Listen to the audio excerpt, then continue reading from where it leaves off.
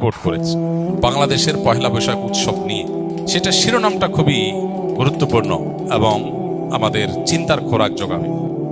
দেশীয় সংস্কৃতি হিসাবে পহেলা বৈশাখ উদযাপনের শরীরী দৃষ্টিকোণ ব্যাখ্যা করবেন প্লিজ।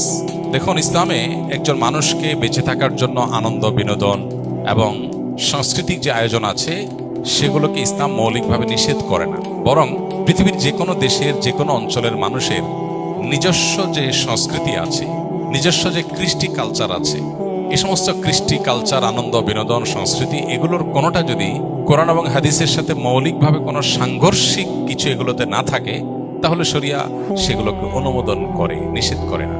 যেমন আমাদের নবী করিম সাল্লাল্লাহু আলাইহি সাল্লাম মক্কায় এবং মদিনায় তার এই উভয় জীবনে মক্কার এবং মদিনার মানুষদের আবহমান কাল থেকে চলে আসা অনেক কৃষ্টি কালচার আছে যেগুলোকে তিনি অস্বীকার করেন, যেগুলোর সাথে কোরআন এবং হাদিসের কোনো সংঘর্ষ নেই।